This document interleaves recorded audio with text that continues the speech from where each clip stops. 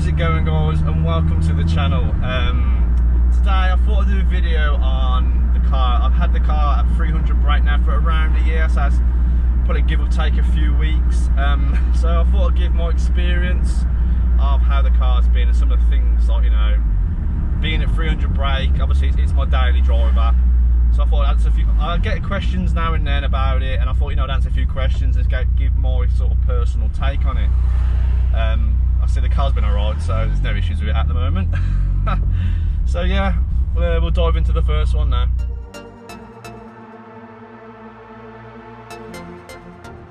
Right then, the first one. Did I think it'd cost me as much as it did to get it to 300 brake? In all honesty, no. When I brought the Corsa over 3.5 years ago, I always had it in my mind that I wanted to be at 300 brake. However, I did not honestly think it would cost as much as it did to get it to this point. I really didn't. If you said I would have spent this much on I think it was over £6 get it to 300 brake. If you want to, I did a video on it, how much it costs, so I'll leave a link in the description to that video if you want to go and have a look and see how much it actually cost me. I'll work everything out, I'll give you guys all the prices.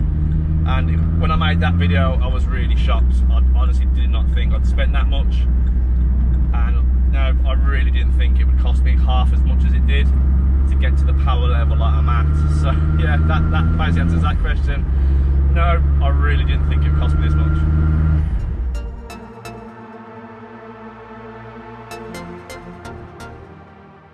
Right then, next one's reliability.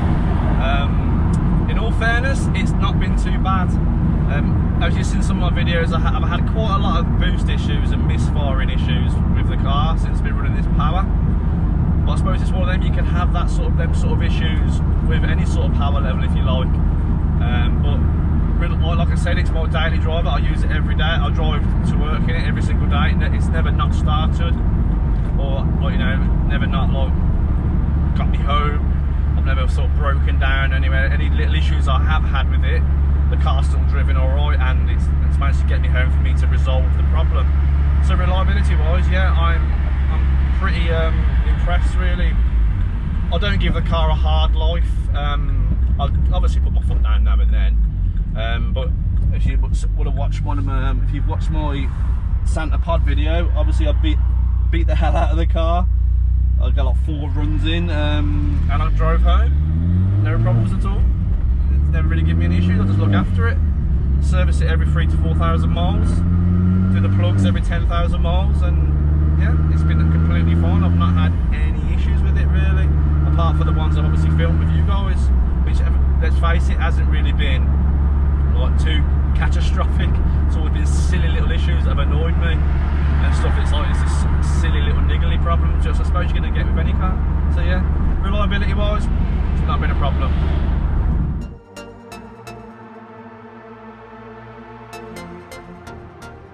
Now, would I have done anything different? Well, that is a tough question. Maybe I probably would have gone for a bigger turbo, maybe gone for the KO4 turbo, so I could have got more power for the money. But again, that would have given the car a bit more, it would have been a bit more laggy. The power wouldn't be as instant. But other than that, I think apart from the turbo, I don't think I would have done anything different. Obviously I've picked the correct cams for the turbo. The clutch is, maybe the clutch, maybe I should have gone for a stage 3 clutch just in case I do want more power. Now I have to change all the clutch kit out again.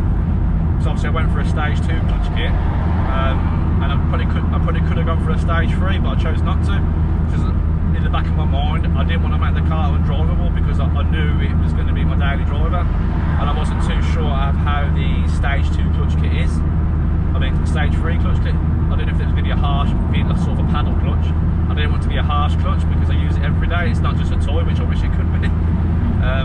Other than that, I don't think I would have done anything different. Weight or performance, obviously the guys have mapped it and done all the top end for me. I wouldn't have used anybody different. I'm completely happy with the map. I've got no issues with it at all. Other than that, yeah, I don't think I would have changed anything.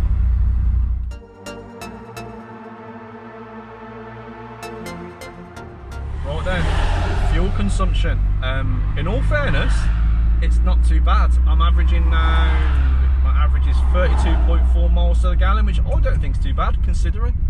Obviously if I blat it everywhere and kick the car's head in, yeah, the fuel consumption isn't going to be the greatest, but it's very, I put my foot down now and then, but I don't always kill it. I just, you know, obviously when I do put my foot down, it's quite horrific on fuel. Not horrific, but not the best. On a motorway I can get up to like about, I think I've averaged about 47, 48 miles to the gallon, which I think is really good considering the power level. Maybe it's something to do with, like, obviously it's only a little 1.6, but it's really good on fuel. It really is. I've got no when it comes to fuel consumption, I've got no complaints at all.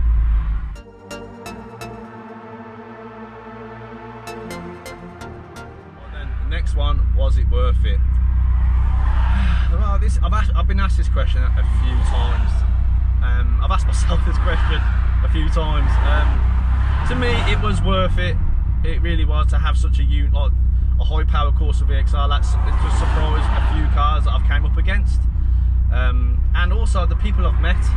You know, I wouldn't have took my car to Santa Pod and met George if my car wasn't running 300 brake. If I was just running standard power, I wouldn't even bother taking the car to Santa Pod.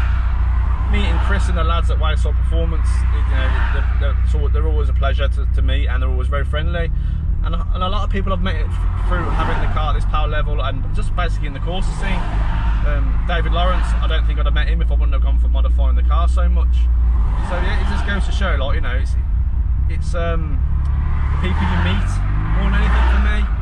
And obviously having such a quick car, that does shock a lot of people, like being told, flipping it, mate, that's fast, what you got in that, or that's quick, mate, bloody hell.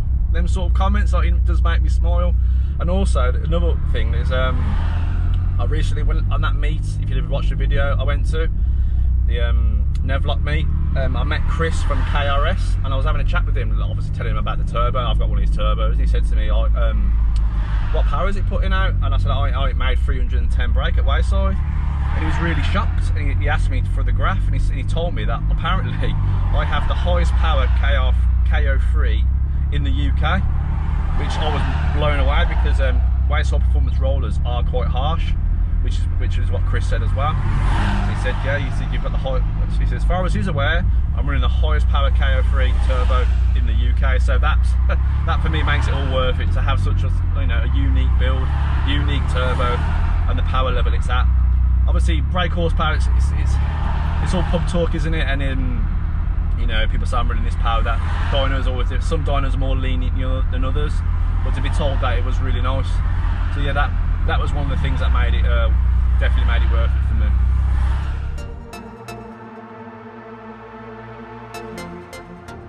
Right then, the future of the Corsa. Obviously, a lot of you guys already know that I want to get a limited slip diff. I do keep getting the money for one. However, things keep getting in the way. Obviously, whether it be problems with the car or obviously life in general, so it keeps dipping into my money. But that is one of the goals I want. I do want a limited slip diff. I do want to get it back to Santa Pod, and I also would like to do a track day, whether it be around Silverstone or something, to some sort of track day. I'd like to race the car around to see how it gets on. But yeah, that's what the future beholds for the car. I would like more power, you know, don't we all? I have looked at going the Garrett route and going for more power, but I mean, I'd like a small Garrett, maybe get the car to about 400 brake. But the problem with that is I'm running at 310 now, so it'd be an extra 90 brake I would want. I imagine the car wouldn't be as dailyable with a Garrett on. Also, it's a lot of money for not much gain. So to get 90 brake, for what's a Garrett kit, you know, I'm looking at the best part, $3.5 grand easily to get to that power level, and I just don't think I can justify that sort of money for 90 brake. But it's one of them, innit? But I don't know. Like I said, limited slip diff, 100% on the cards. Whether it go for a bigger turbo, I don't know. But you know, I haven't got any plans to get rid of the car yet, mainly because it's not worth selling. The amount of money I've invested into the car. It's still a 2007 Corsa VXR with 143,000 miles on the clock. No, I'm going to get pennies for it, and I can't be bothered breaking it. So that's that basically. So thanks for watching, guys. I hope you guys enjoyed it. I hope it answered a couple of questions you guys might have had. If you want to go look at my other videos, I've done one on what it cost me for 300 brake and the parts you'll need for 300 brake. I will put both those videos in the description. So as always, guys, I shall see you on the next one.